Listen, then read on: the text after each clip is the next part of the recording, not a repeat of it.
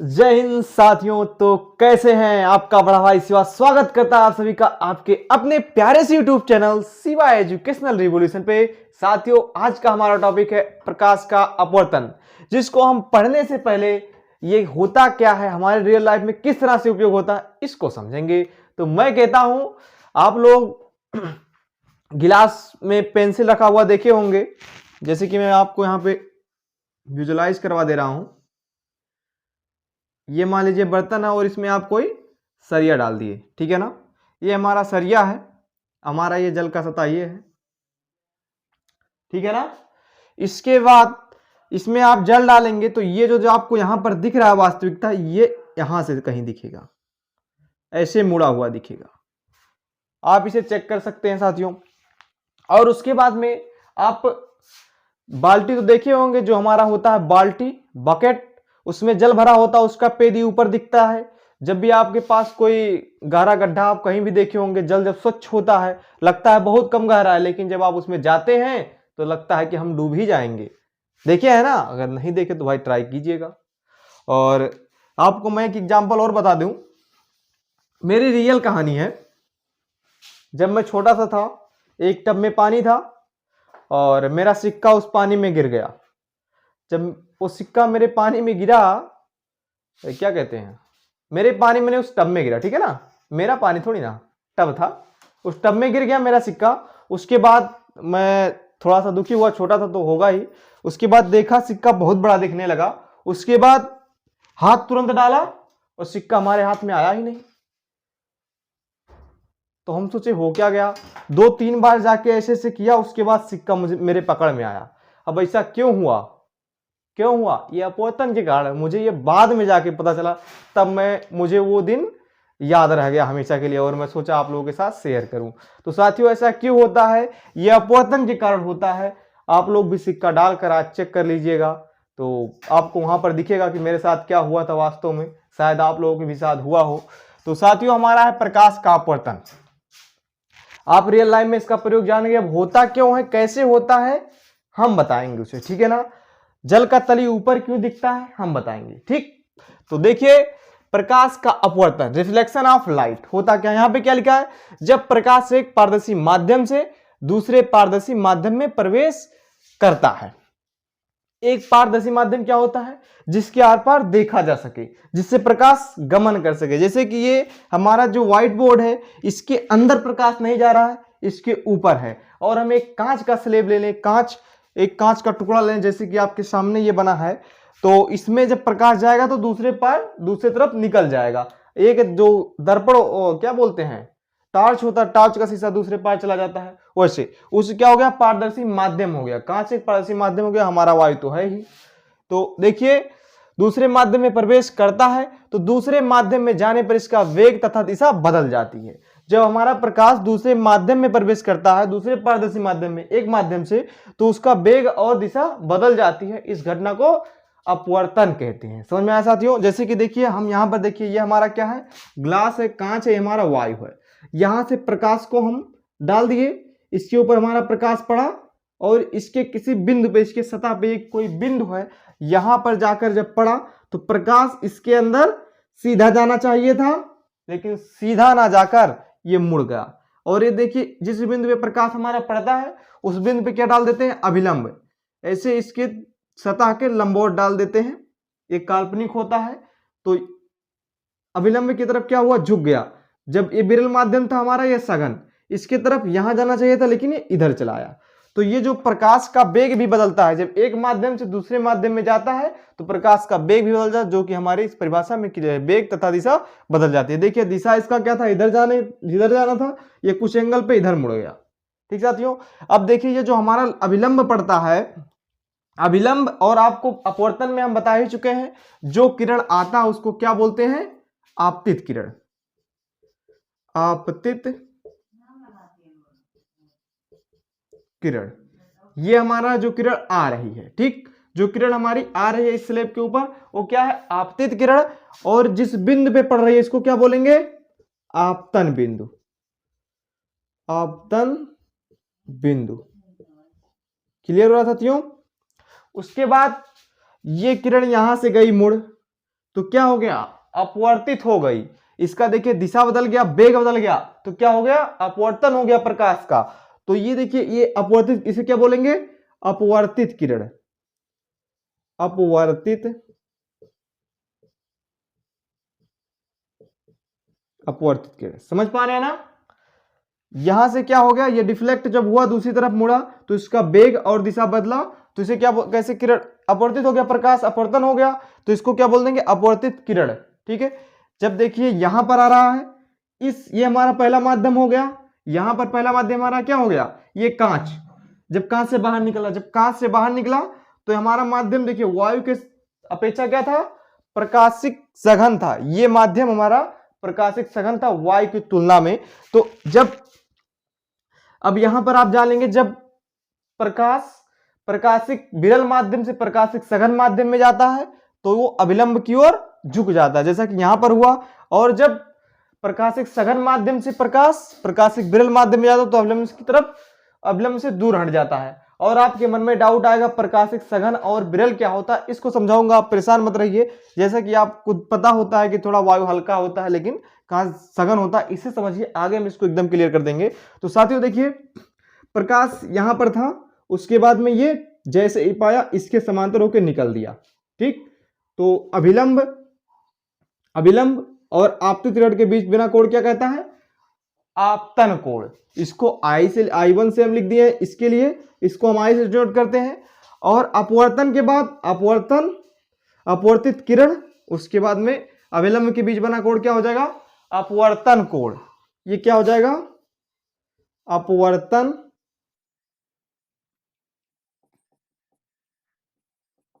अपवर्तन कोण हो गया। ये क्या हो गया,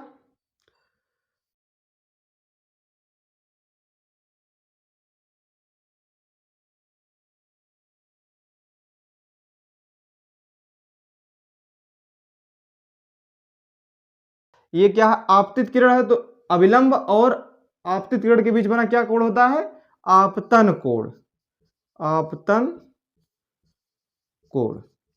और ये हमारा क्या है, अपवर्तन कोण। क्लियर हुआ साथियों। अब यहां पर इसके लिए क्या होगा, ये हमारा कांच जो है ये पहला माध्यम हो गया, जिस माध्यम से किरण आती है, जिस माध्यम से किरण आती है वहां पे अभिलंब और किरण के बीच क्या बनता है, आपतन कोण बनता है। तो इसके लिए क्या हो गया, आया हुआ किरण यहां से, तो ये हो गया हमारा आपतन कोण। अभिलंब और कोण के बीच क्या हो गया, अभिलंब और आपतित किरण के बीच आपतन कोण, आपतन कोण बना।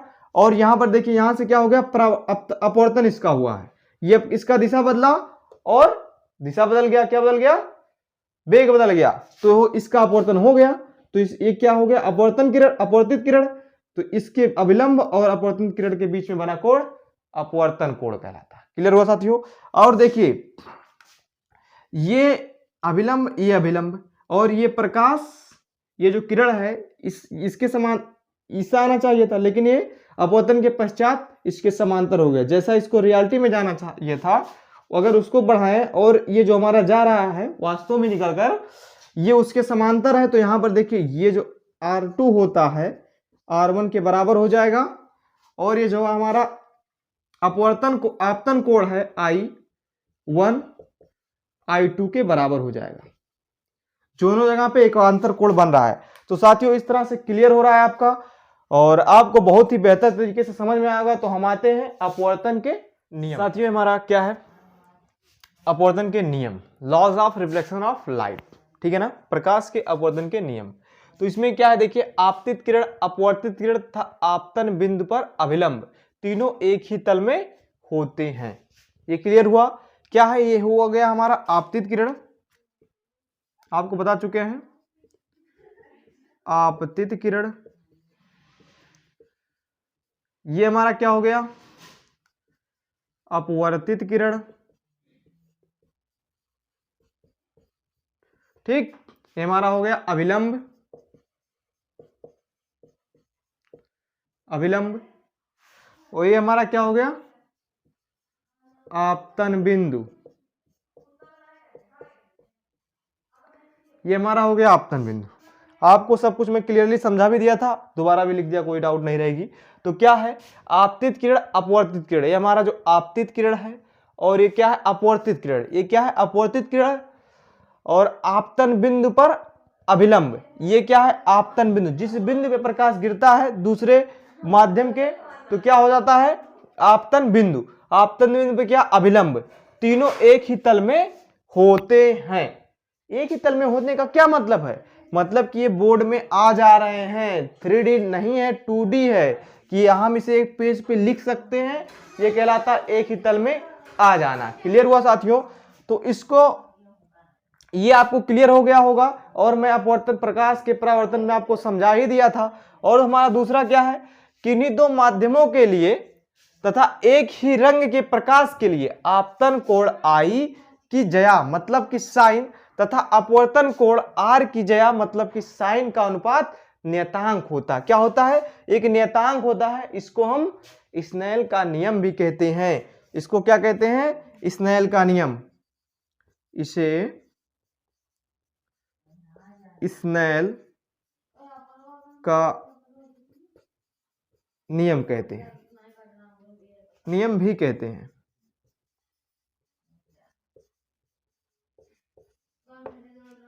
क्योंकि देखिए ये क्या हो गया, ये हमारा अपवर्तन का नियम है और इसे स्नेल का नियम भी कहते हैं। क्लियर हुआ। अब इसमें देखिए आप समझना क्या है, किन्हीं दो माध्यमों के लिए तथा एक ही रंग के प्रकाश के लिए, ठीक है ना, किन्हीं दो माध्यमों के लिए अपवर्तन कब होता है, अपवर्तन संभव है दो माध्यमों के लिए, समझ में आ रहा ना, अपवर्तन दो माध्यमों के लिए संभव है, इसलिए कह रहा है किन्हीं दो माध्यमों के लिए तथा एक ही रंग के प्रकाश के लिए, एक ही रंग के प्रकाश के लिए हमारा क्या होना चाहिए, रंग का प्रकाश एक का। अगर आप व्हाइट प्रकाश डाल रहे हैं तो व्हाइट ही होना चाहिए, ये नहीं कि व्हाइट के स्थान पे आप लाल डाल दीजिए। सभी प्रकाशों का अपवर्तनांक भिन्न भिन्न होता है। आप लोग देखे होंगे इंद्रधनुष क्यों बनता है सातों रंगों में, ये सबका कारण होता है, नीचे क्यों ऊपर क्यों, सबका कारण होता है। साथियों समझ पाएंगे सब कुछ आप इस चैप्टर में। तो क्या है, एक ही रंग के प्रकाश के लिए, कई रंग नहीं होने चाहिए, केवल एक ही रंग के प्रकाश के लिए आपतन कोण I की जया तथा अपवर्तन कोण R की जया का अनुपात नियतांक होता है। मतलब कि आप व्हाइट प्रकाश एक बार डाल दिए, ठीक है ना, यहां पर मैं आपको दिखा रहा हूं एकदम, बस साथियों ध्यान से लगे रहिए, आपको सारी चीजें समझ में आएगी। आप देखिए एक बार यहां से प्रकाश को डालें, ठीक, यहां पे हमारा अभिलंब था, यहां पे मान लीजिए यहां पे 30 डिग्री एक बार कोण बनाता है, और यहां पर मान हम केवल रहे हैं, ठीक है ना, और यहां पे बना लेता है 25 डिग्री का कोण, समझ में आ रहा है। और दूसरी बार हम जब डाल रहे हैं, ये हमारा अभिलंब है और ये हमारा प्रकाश, इधर देख लीजिए,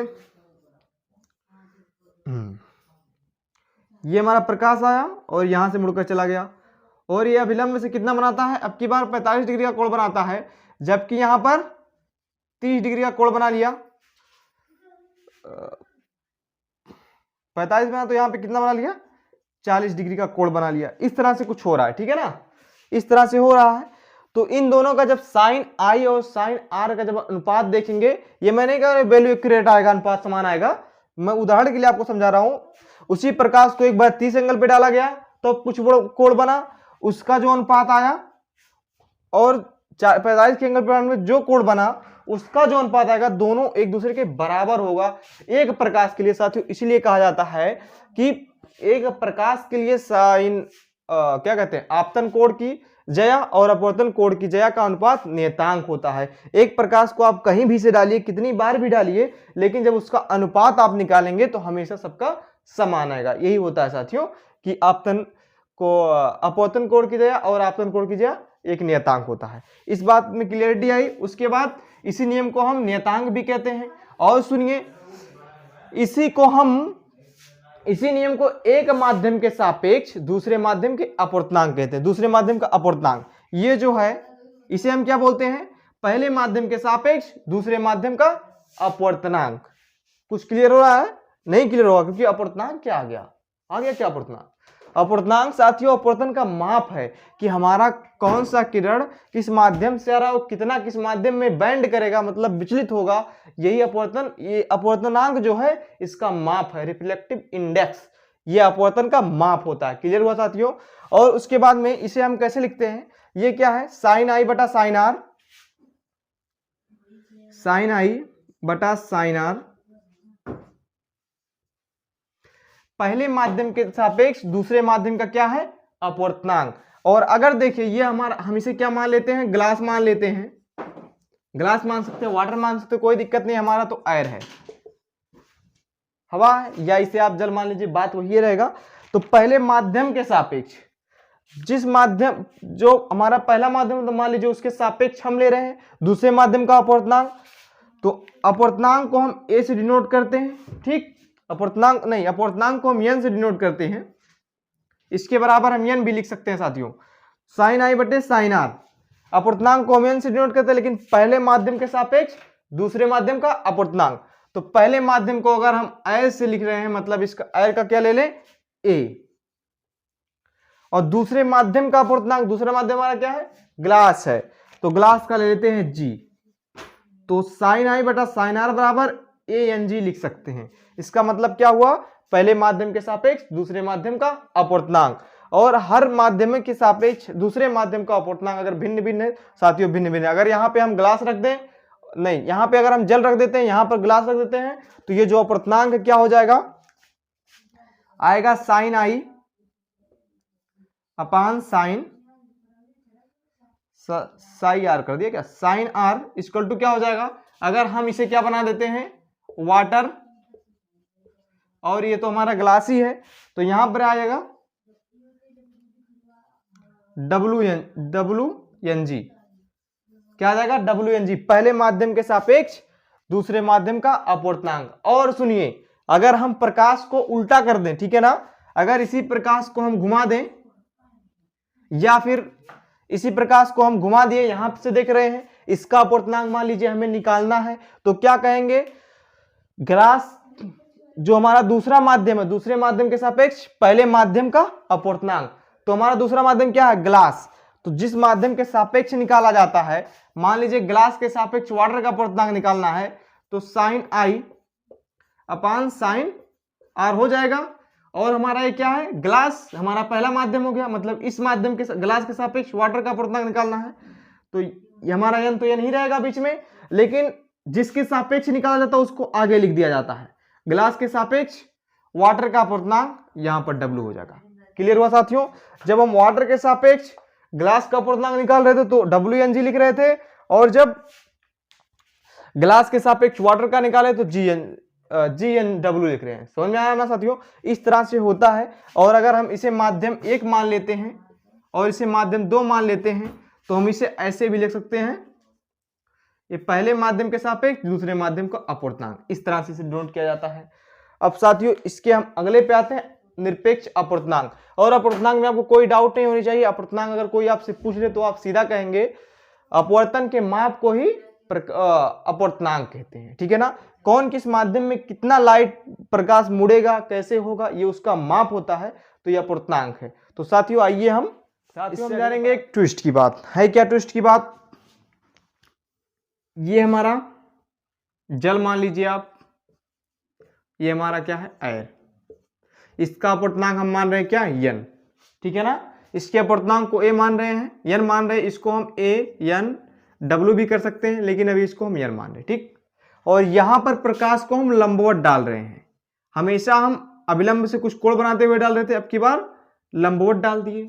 समझ पा रहे हैं, लंबवत डाल दिए मतलब यहां पे अभिलंब और आपतित किरण के बीच जो होगा कोण क्या होगा, आई क्या होगा, 0 हो जाएगा। लेकिन हमें आर नहीं पता क्या होगा, अभी ज्ञात करेंगे आर क्या होगा। तो स्नेल भैया हमें क्या बताए हैं, sine i upon sine r equal to n, ठीक है ना। क्लियर हुआ साथियों, sine i equal to sine i upon sine r equal to n, ठीक। यहां पर हमारा आई का मान क्या है, 0 डिग्री है, और यहां से हम इसे लिख सकते हैं, साइन को आप उधर कर सकते हैं, तो एन साइन आर, हमें आर का मान नहीं पता है, अब मतलब अपवर्तन कोण का मान नहीं पता है, तो हमारा क्या हो गया, 0 एन साइन आर बराबर क्या आ गया, 0। क्लियर हुआ साथियों। तो हमारा क्या अपवर्तन 0 हो सकता है, नहीं हो सकता है, क्योंकि हमारा जो अपवर्तन का परिभाषा ही था उसमें था कि जब प्रकाश एक माध्यम से दूसरे माध्यम में जाता है तो अपने माध्यम से कुछ विचलित होता है, मतलब, और हमने ये बताया था कि उसका दिशा बदल जाता है और वेग परिवर्तन हो जाता है। तो दिशा यहां पर बदलते हुए तो नजर नहीं आ रहा है, क्योंकि अपवर्तन तो होगा। जब दो माध्यम रहेंगे अपवर्तन होगा, ये फिक्स रहता है साथियों। तो अपवर्तन तो होगा, तो n का मान 0 यहां से हो नहीं सकता। समझ पा रहे हैं? अपवर्तन होगा जब किरण एक माध्यम से दूसरे माध्यम में जाएगी, अपवर्तन होगा, तो n का मान 0 हो नहीं सकता। तो इसका मान 0 होगा। कैसे होगा? यहां पर लिख रहे हैं हम, n लिख दे और यहां पर साइन r। ठीक, ये क्या आ जाएगा? पूरा 0। तो साइन r का वैल्यू क्या आ गया? 0। अब 0 किसका वैल्यू होता है? साइन 0 जब आ गया, साइन r इक्वल टू 0 आ गया, मतलब ये जो कोण है, अगर हम साइन 0 डिग्री लिखें तो क्या आएगा? इसका मान 0। समझ पा रहे हैं इस बात को? तो साइन, ये जो हमारा r आ गया यहां से क्या? 0 डिग्री पे आ गया। r क्या आ गया? 0 डिग्री पे आ गया। तो हमारा n क्या हुआ? नहीं निकल पाया। तो n इक्वल टू हमें यहां पे ज्ञात ही नहीं हो पाया। समझ पा रहे हैं ना? अब इसको हम यहां से साथियों इस तरह भी लिख सकते थे कि 0 इक्वल टू n इंटू 0। समझ पा रहे हैं? इसको इस तरह लिख देंगे, क्योंकि n जो हमारा 0 हो रहा है, 0 से गुणा होकर 0 हो रहा है, लेकिन n का मान हमें ज्ञात हो पाया? नहीं हो पाया। तो ये जो हमारे स्नेल भैया थे, स्नेल इस पॉइंट पे कर गए फेल, जब हम प्रकाश की किरण को लंबवत डाले। तो इसका मतलब क्या हुआ? जब कोण ही नहीं बना, ये क्या हो गया? 0 हो गया। जब अविलंब से हमारा कोण 0 बना लिया, अपवर्तन कोण, तो मतलब ये जो प्रकाश हमारा है, ये ऐसे सीधी चली आई। क्या हो गई? सीधी चली आई, और यहां से हमारे इस अपवर्तन का मान नहीं निकल पाया। इस बात को आप समझ पाए साथियों? यहां से हमारा n का मान नहीं निकल पाया और हमारी प्रकाश का किरण सीधी चला आई। तो हम क्या बोलेंगे? जब प्रकाश का किरण दूसरे सतह के दूसरे माध्यम के अभिलंबवत आती है, तो वह अपने मार्ग में सीधे गमन कर जाती है, वह विचलित नहीं होती है, अभिलंब से ही सीधे निकल जाती है। तो साथियों, आइए हम n को निकालने के लिए क्या करेंगे? हम प्रकाश और अपवर्तनांक में संबंध को तो साथियों हम जानेंगे प्रकाश, अपवर्तनांक एवं प्रकाश की चाल।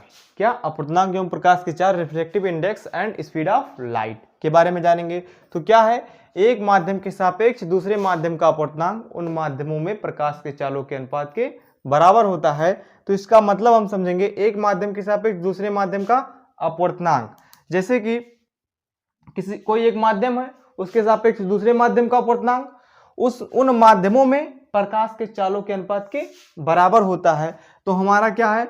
माना वायु के सापेक्ष ग्लास का अपवर्तनांक। समझ पा रहे हैं? क्या कह रहा? एक माध्यम के सापेक्ष दूसरे माध्यम का अपवर्तनांक वायु के सापेक्ष ग्लास का अपवर्तनांक माने हैं उन माध्यम में प्रकाश के चालों के अनुपात के बराबर होता है। तो हम उस माध्यम में प्रकाश के चालों के अनुपात के बराबर होता है, तो हमारे एयर का जो होगा, जो हमारा एयर होता है, इसका चाल कितना होता है? c से लिखते हैं। आपको बताया हूं, ये होता है 3 × 10⁸ मीटर पर सेकेंड। समझ पा रहे हैं? तो यहां पर हो जाएगा, नीचे क्या है? ग्लास, तो ग्लास का वेग लिख देंगे bg। अब इसको हम लिखेंगे क्या? AWG इक्वल टू वायु में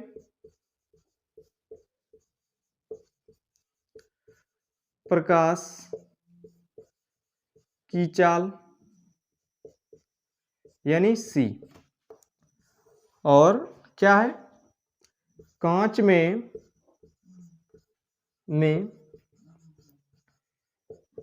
प्रकाश की चाल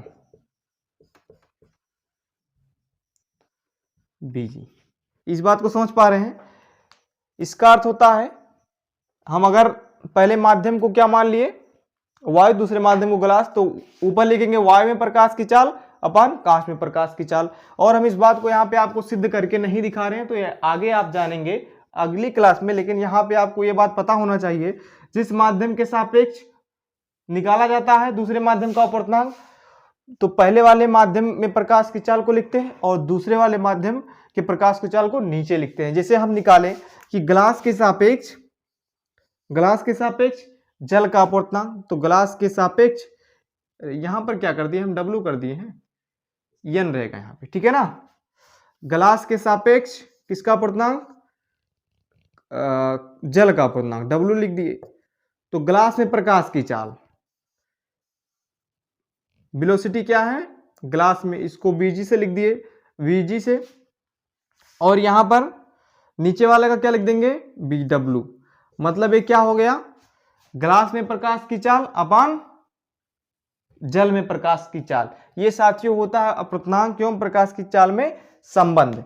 तो आप इस बात को याद रखिएगा, बच्चे यहीं पे कंफ्यूज होते हैं कि उस मतलब जिस माध्यम के सापेक्ष हम प्रकाश की चाल को निकालते हैं, जिस माध्यम में के सापेक्ष हम अपवर्तनांक को निकालते हैं, तो प्रकाश की चाल को नीचे कर दिए करते हैं अक्सर बच्चे, ठीक है ना।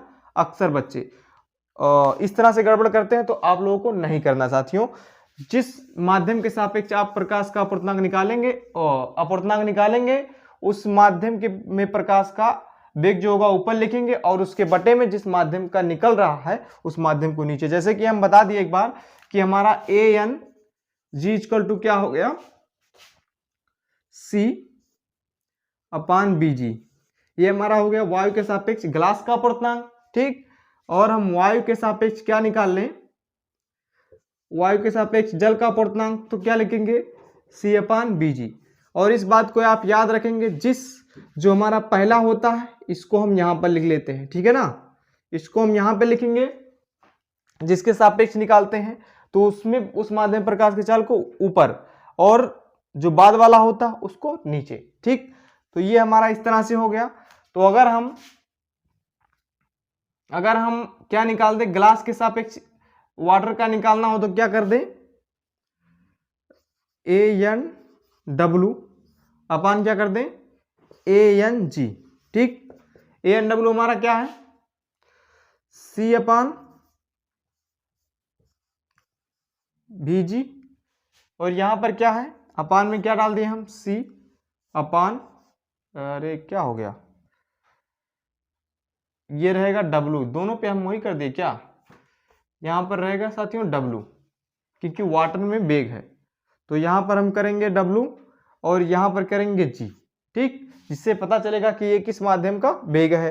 तो यहां से हो जाएगा ANW इक्वल टू ANG, तो हम क्या यहां पर लिख देंगे, C अपान BW इंटू, ये देखिए एकदम ऊपर जाएगा तो VG अपान C हो जाएगा। यहां से देखिए C मतलब प्रकाश का वेग वायु में जो होता है कैंसिल हो जाएगा, तो हो क्या रहा है, BG अपान BW, ठीक है ना। तो यहां से आप समझ पाएंगे कि ग्लास, इसको हम लिख सकते हैं ग्लास के सापेक्ष वाटर का अपवर्तनांक। साथियों यहां से आपको ये बात क्लियर हुई होगी, जब ऐसा करेंगे तो जो नीचे वाला रहेगा उसके सापेक्ष ऊपर वाले का अपवर्तनांक निकलेगा, और हमारा प्रकाश क्या रहेगा, जिसे हम पहले लिखेंगे, ये हमारा हो गया है क्या, इसको हम अंडरलाइन कर देते, इस तरह से होगा साथियों। क्लियर हुआ ना, क्या होगा, ग्लास के सापेक्ष वाटर का अपवर्तनांक, ग्लास का हमारा क्या हो गया वेग ऊपर और वाटर का हो गया नीचे, इस तरह से साथियों इसका हो जाता है।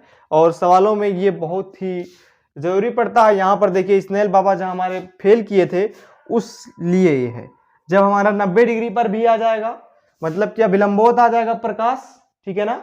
अविलंबोत जब प्रकाश आ जाएगा तो हमारे स्नेल भैया नहीं बता पा रहे हैं उस चीज को, वहीं पे फेल कर रहे हैं, तो ये बताएगा अपवर्तनांक कितना होगा, समझ पा रहे हैं ना। ये हमारा प्रकाश और अपवर्तनांक में जो संबंध होता है ये बताएगा। यहां से क्लियर हो, हम इसके आगे आते हैं। तो साथियों हम निरपेक्ष अपवर्तनांक जानेंगे, एब्सोल्यूट रिफ्रैक्टिव इंडेक्स, ठीक है ना। तो इसमें क्या है, निर्वात के सापेक्ष किसी माध्यम का अपवर्तनांक उस माध्यम का निरपेक्ष अपवर्तनांक कहलाता है। क्या है, निर्वात के सापेक्ष किसी माध्यम का अपवर्तनांक उस माध्यम का निरपेक्ष अपवर्तनांक कहलाता है। इसका मतलब क्या, निर्वात मतलब कुछ नहीं, उसका वहां पे कोई माध्यम नहीं होता, तो निर्वात के सापेक्ष जब किसी माध्यम का अपवर्तनांक निकालते हैं, तो जैसे हम दिखाएंगे, जब जल के सापेक्ष या वायु के सापेक्ष जल का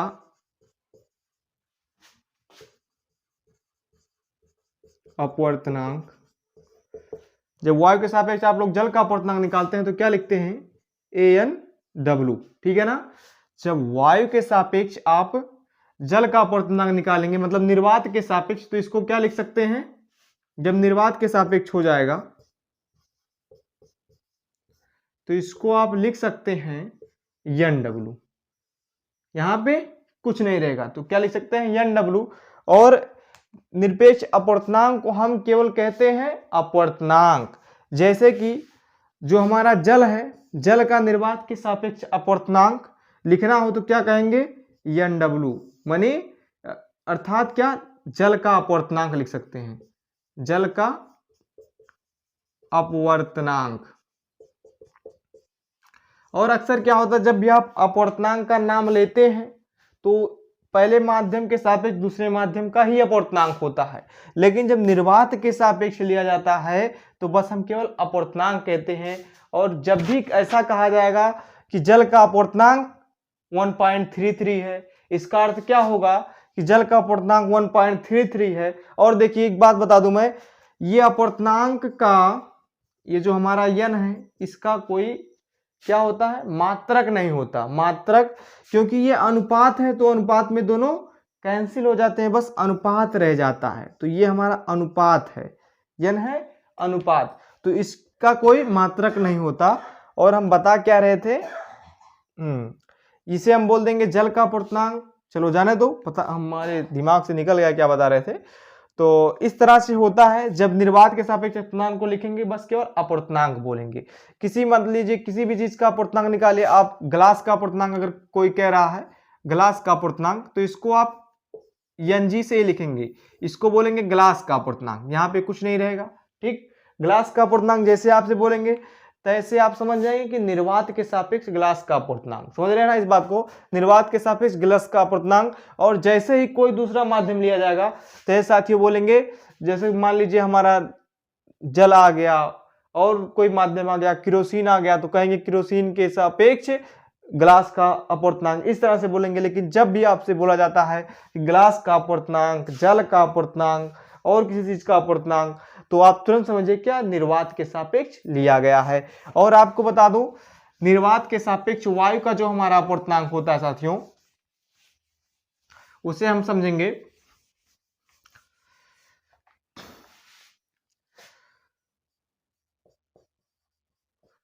निर्वात के सापेक्ष वायु का अपवर्तनांक कितना होता है, 1.0003।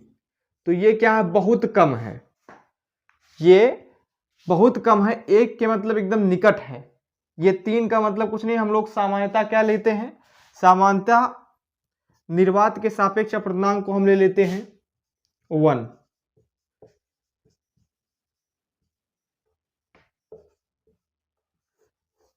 सामान्यता हम निर्वात के सापेक्ष वायु के अपवर्तनांक को 1 ले लेते हैं, इसलिए वायु के सापेक्ष अपवर्तनांक को भी आप, अगर वायु के सापेक्ष जल का अपवर्तनांक है तो उसको भी आप NW से लिख सकते हैं। वही बात क्लियर साथियों, क्योंकि ये जो अपवर्तनांक का जो डिफरेंट है, इन दोनों का अनुपात जो है बहुत कम डिफरेंट है, 300 चौथे अंक पे है, इसलिए इसको नगण्य मान के हम सामान्यता 1 मान लेते हैं। तो निर्वात और वायु एक जैसा हो जाता है, बस थोड़ा सा अंतर है। इसलिए आप जब वायु के सापेक्ष किसी वस्तु, किसी मतलब पारदर्शी माध्यम का अपवर्तनांक निकालेंगे तो आप उसको इस तरह से लिख सकते हैं, और इसको केवल अपवर्तनांक बोलते हैं, NG लिख सकते हैं, NP लिख सकते हैं, कुछ भी लिख सकते हैं। साथियों यहाँ से हमारा निरपेक्ष अपवर्तनांक क्लियर हुआ। और यहीं पे हम एक चीज जान लेते हैं, इसका नोटेशन कहीं कहीं आप किताबों में देखे होंगे कि 1N12 लिखा होगा, तो इसका मतलब आप समझ पा रहे हैं, इसका मतलब है कि पहले माध्यम का दूसरे माध्यम के सापेक्ष अपवर्तनांक। और इसको आप लिख सकते हैं दूसरे, अगर मान लीजिए पहले माध्यम का दूसरे माध्यम का पहले माध्यम के सापेक्ष, ठीक है ना, पहले माध्यम का दूसरे माध्यम के सापेक्ष अपवर्तनांक। इसका मतलब क्या, आप लोग आप अभी तक जाने हैं, पहले माध्यम के सापेक्ष दूसरे माध्यम का अपवर्तनांक। तो इसको लिखने का एक तरीका और होता है ये 12 हमारे यहीं पे रहेगा, इस पहले को पीछे कर देंगे। तो इसको क्या पढ़ेंगे, दूसरे माध्यम का पहले माध्यम के सापेक्ष अपूर्णांक। इसको क्या पढ़ते हैं, पहले माध्यम के सापेक्ष दूसरे माध्यम का अपूर्णांक। बात बस केवल ऐसे ऐसे गोला हो रहा है, मतलब घूम रहा है, लेकिन चीजें वही पढ़ी जा रही हैं। तो इसको इस तरह से भी आप लिख सकते हैं। और जैसे हमारा मान लीजिए पहला माध्यम निर्वात हो जाता है, तो ये हमारा पहला माध्यम निर्वात हो जाएगा, तो N2 लिख देंगे, इधर भी हमारा क्या आ जाएगा 1 2। तो साथियों ये बात आपको क्लियर हुई। अब हम लोग अगले साथियों हम प्रकाशिक सघन और प्रकाशिक विरल को जानेंगे। प्रकाशिक सघन माध्यम क्या होता है, जब प्रकाश का वेग तुलनात्मक रूप से कम हो जाता है। जब प्रकाश, जिस माध्यम में प्रकाश का वेग तुलनात्मक रूप से कम हो जाता है, उस माध्यम को प्रकाशिक सघन कहते हैं। और जिस माध्यम में प्रकाश का वेग तुलनात्मक रूप से अधिक हो जाता है, उसे प्रकाशिक विरल कहते हैं। तो इसे हम समझेंगे। अगर मानिए ये हमारा एयर है यहाँ ऊपर, और ये नीचे हमारा क्या है, ग्लास, ठीक, और हमारा एयर से प्रकाश आ रहा है ग्लास में, ठीक है ना। तो यहाँ पर प्रकाश का वेग कुछ अधिक रहेगा, यहाँ पे कुछ कम हो जाएगा। तो इसे क्या बोलेंगे, प्रकाशिक सघन। तुलनात्मक रूप से, मतलब इसकी तुलना में क्या है, प्रकाशिक सघन। इस बात को, ये जो तुलनात्मक रूप से है, इस बात को इससे समझेंगे कि तुलनात्मक रूप से ये क्या है, प्रकाशिक सघन एयर की तुलना में। लेकिन अभी जब, और एयर क्या है, प्रकाशिक विरल। अगर हम ग्लास से प्रकाश को डाल दें इसमें, वायु में, तो क्या हो जाएगा, प्रकाशिक विरल हो जाएगा। यहां पे मतलब कि प्रकाश का वेग बढ़ गया, तुलनात्मक रूप से अधिक हो जाता है। क्लियर हुआ साथियों। और अभी हम निर्वात से प्रकाश को डालें किसमें, वायु में। तो ये निर्वात और वायु का जो लिंक है, यहां पर आने के बाद क्या हो जाएगा, प्रकाश थोड़ा बैंड करेगा, तो इसे क्या बोलेंगे, निर्वात की तुलना में वायु क्या रहेगा, प्रकाशिक सघन, जबकि ग्लास की तुलना में यहाँ पे प्रकाशिक विरल था। और वायु से जब प्रकाश को डालेंगे निर्वात में, तो क्या हो जाएगा, ये जो हमारा रहेगा निर्वात, ये प्रकाशिक क्या हो जाएगा, विरल हो जाएगा। तो साथियों इस प्रकाशिक सघन और विरल को आप समझ पाए होंगे। और यहां से आप एक चीज को और जान लीजिए, जो प्रकाशिक सघन और प्रकाशिक विरल है, ये द्रव्यमान सघनता के समान नहीं है। द्रव्यमान सघनता के समान नहीं है, इसको हम समझेंगे। जो हमारा होता है जल का अपूर्णांक, जल का अपूर्णांक कितना होता है, 1.33, जबकि केरोसिन का अपूर्णांक, केरोसिन का अपूर्णांक क्या होता है, 1.44। इसका मात्रक नहीं होता तो मात्रक नहीं लिखेंगे। जल का अपूर्णांक 1.33, केरोसिन का अपूर्णांक 1.44 होता है। तो आप क्या कहेंगे कि केरोसिन प्रकाशिक सघन है। लेकिन क्या आप जानते हैं कि जल का जो अपूर्णांक होता है, जल का जो क्या कहते हैं, द्रव्यमान सघनता होता है, मास डेंसिटी, ये केरोसिन की अगर हम के से लिखें, केरोसिन लिख देते हैं, केरोसिन के मास डेंसिटी से अधिक होता है। लेकिन यहां पर कौन सा अधिक है, केरोसिन अधिक है। तो यहां पर देखिए, इससे क्लियर हो रहा है कि द्रव्यमान सघनता और प्रकाशिक सघनता विरलता में कोई संबंध नहीं है, वो भी दूर दूर तक। क्योंकि साथियों देखिए कितना डिफरेंस आ गया, जल यहाँ पे जल का द्रव्यमान सघनता केरोसिन की द्रव्यमान सघनता से अधिक है, और यहाँ पर केरोसिन का अपूर्णांक जल के अपूर्णांक से अधिक है। तो इस बात को आप समझ पाए होंगे साथियों अच्छे से। तो ये हमारा प्रकाशिक सघन और प्रकाशिक विरल क्लियर हो गया। और साथियों हम आपको एक बात कहे थे कि हम जानेंगे कि सिक्का हमें ऊपर क्यों दिखाई देता है। अगर बाल्टी में हमारा सिक्का गिर जाता है तो ऊपर क्यों दिखाई देता है, और स्वच्छ जल का जो हमारा तालाब होता है वो लगता है गहरा नहीं है, लेकिन जाने के बाद क्या पता चलता है, हम लोग डूब जाते हैं। तो स्वच्छ जल को पहले आप डंडा, कोई भी मतलब स्टिक लीजिएगा, अंदर डालिएगा, उसके बाद कूदिएगा, अगर आप उससे अननोन है तो साथियों इसको आप समझेंगे। अगर मान लीजिए हमारे पास क्या है, एक बड़ा सा टब है, ठीक, और हमारा जल का स्तर ये है, समझ पा रहे हैं, हमारा जल का स्तर है। और जब हम मान लीजिए यहाँ पे इस पेंदी को देखते हैं, इस बिंदु को, ठीक, तो हमारा कोई प्रकाश आता है ऐसे, यहां से हम देख रहे हैं, कैसे बना दें इसे हम, हाँ, यहां से आप देख रहे हैं, तो यहां से प्रकाश आएगा इस बिंदु पे, ठीक। फिर मान लीजिए दूसरा प्रकाश हमारा आएगा, दूसरा किरण वो भी इस बिंदु पे चला है, इस तरह से नहीं जम रहा, थोड़ा सा यहाँ से कर देते हैं, ये भी यहीं पे चला है, ठीक। लेकिन ये इसका वास्तविक जो है ये जाना कहाँ चाहिए था, यहाँ पर और यहाँ पर। ये किरण देखिए इससे ऊपर मिल गया ना, तो ये आभासी रूप से हमें यहाँ पर दिखेगा। इसका पेंदी ऐसे ऐसे करके सभी प्रकाश की किरण ऐसे आएंगे तो यहाँ पर एक अलग तल बन जाएगा साथियों। समझ पा रहे इस बात को? तो ये जो है तली इसका, ये जो इसका तल है ये ऊपर चला आया, इसलिए ये हमें इतना लगता है ये कम गहराई, लेकिन जाएंगे ये आभासी केवल है, आभासी गहराई दिख रही है ना हम लोगों को, ऊपर आ गई गहराई, और जब नीचे जाएंगे तो पूरा अंदर तक चले जाएंगे। ये क्यों हो रहा है? अपवर्तन के कारण, क्योंकि अपवर्तन में क्या होता है, प्रकाश की किरणें अविलंब की तरफ झुक जाती हैं, झुक गई, लेकिन ये आती तो इधर से है, प्रकाश यहां से इसका प्रतिबिंब यहाँ पे बन रहा है, लेकिन हमें आभासी रूप से कहां से आते हुए पता चलेंगे, यहां से। और जो साथियों हम बताए थे सिक्का हमारा खोया था जब, तो हम हाथ डाल रहे थे यहाँ वहां पर और था यहाँ पर, तो यही चक्कर उसमें भी था कि सिक्का हमारा यहाँ पर था और यहाँ पर आके बड़ा दिखने लगे था। समझ पा रहे इस बात को? यहाँ पर हमारा सिक्का दिख रहा था तो इसलिए हम भ्रमित हो गए थे, यहाँ पर पकड़ रहे थे यहाँ पर था। क्लियर होना साथियों? तो साथियों आपको उम्मीद है कि सारी चीजें क्लियर हुई होंगी, और नोट जो हमारा होगा लिंक में आपको डिस्क्रिप्शन में मिल जाएगा साथियों। और अब अगर आपको ये वीडियो हमारा पसंद आया हो या हमारा लेक्चर पसंद आया हो तो साथियों ज़्यादा से ज़्यादा लोगों के पास शेयर कीजिए और बताइए लोगों को किस तरह पढ़ाई किया जाता है यहाँ पे। तो चलिए साथियों इसी के साथ हम इस क्लास का समाप्ति करते हैं।